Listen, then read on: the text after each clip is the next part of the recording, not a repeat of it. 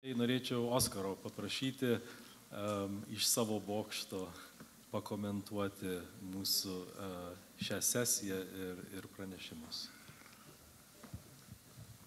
Pakomentuoti savo bokštą. Sudėtinga, ką nors komentuoti po tokių pasisakymų ir žmonių, ir tai yra... Bet pamėginsiu. Bet prieš tai aš, žiūrėdamas į šitą paminklą, ir kadangi kalbam apie tuos paminklus, vis beklausydamas prisiminiau tokią vieną istoriją. Netaip seniai susitikau parduotuvėje su tokia aktorė Monika Bičiūnaitė. Klausiu, kaip gyveni, jinai sako, kaip tu gyveni. Sako, prisimeni, kaip mes stojam, ten taip toliau. Sako, tu prisimeni, kaip tu apšlapinai Lenino paminklą. Turima galvoje ne iš butelio. Sakau, kaip ir prisimenu, kaip ir nelabai. Ir tada jinai man papasakojo, kaip tai vyko. Tai vyko 86 metais. Aš tada kaip ir pradėjau prisiminti. Ir keista, kad kuo toliau, tuo labiau vis tą dalyką prisimenu.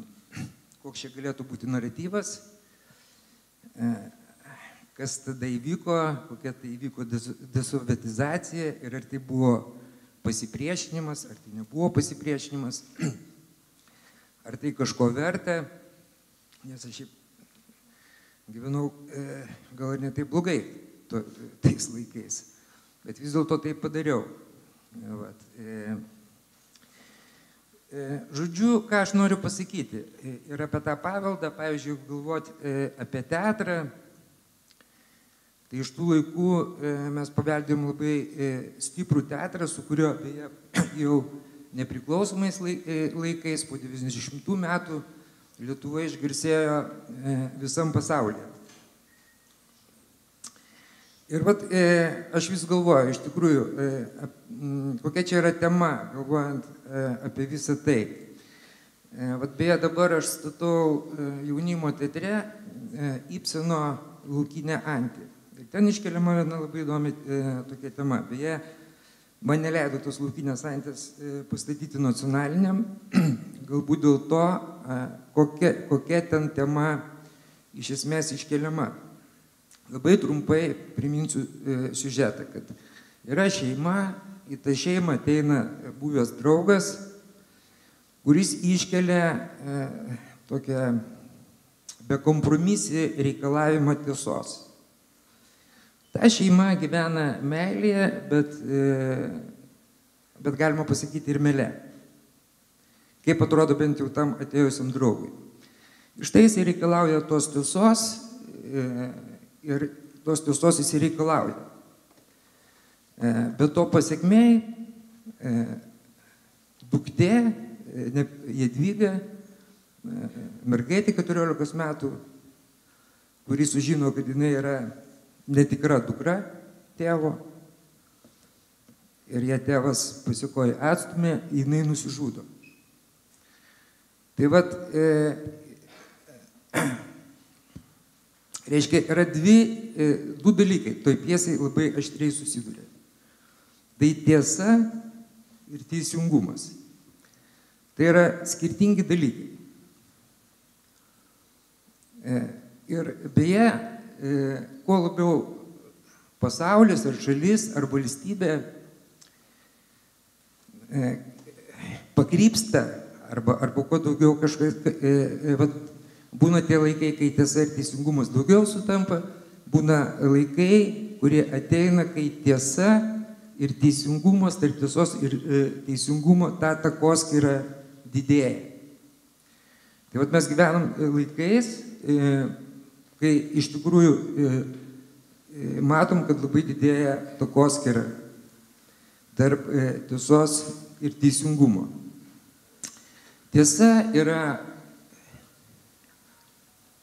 tiesa, kuri stengiasi būti tarsi objektyvi, teisingumas dažnai būna subjektyvus. Reikia pasakyti, kad demokratiniai visuomeniai visuomet yra daugiau ko, kaip jums atrodo, tiesos ar teisingumo. Kaip? Tiesos ar teisingumo? Teisingumo. Demokratiniam pasaulyje yra daugiau teisingumo, o totalitariniam pasaulyje yra daugiau tiesos.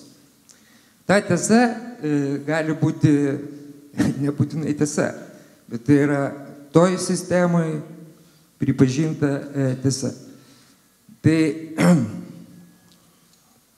žodžiu, kai mes kalbam apie tokius dalykus, apie tas temas, apie kurias mes čia dabar diskutuojam, mes susidurėm su dviejais dalykais iš esmės.